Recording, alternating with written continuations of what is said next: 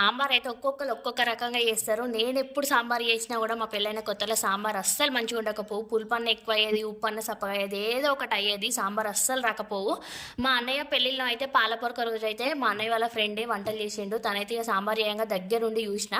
చక్కగా నూనె వేడైనాక పచ్చిమిర్చి, ఉల్లిగడ్డలు, కూరగాయలన్నీ ఏ కూరగాయలుంటే అవి కట్ చేసుకొని యేసుకొని, ఉప్పు, కారం, పసుపు, ధనియాల పొడి, గరం మసాలా అన్నీ యేసి మంచిగా ముక్కలని కొంచెం నూనెలో వేగనివ్వాలి. తర్వాత చింతపులుసు పోసుకొని మూత పెట్టి చింతపులుసు మంచిగా మరగాలి. ముక్కలకు చక్కగా పట్టుకోవాలి. అప్పుడే పప్పేసి మనకు కావాల్సినన్ని వాటర్ పోసుకొని చిక్కగాన సాంబార్ పలచగాన చూసుకొని పోసుకొని చూడాలి. సాంబార్ ఎట్లుంటుందంటే మీరు ఎప్పుడు చేసినా కూడా ఎక్సలెంట్గా ఉంటుంది. ఈ టేస్ట్ మాత్రం ఇచ్చి పడేస్తుంది. కానీ సాంబార్ అంటే నాకైతే అస్సలు నచ్చదు. నా లెక్క ఎవరైనా నచ్చని వాళ్ళు ఉంటేనైతే తప్పకుండా కామెంట్ చేయడం అయితే మర్చిపోకండి. సాంబార్ తోటి తింటే ఆ రోజైతే నాకు అన్నం తిన్నట్టే అనిపించదు అసలు. ఓకేనా? ఉంటాను.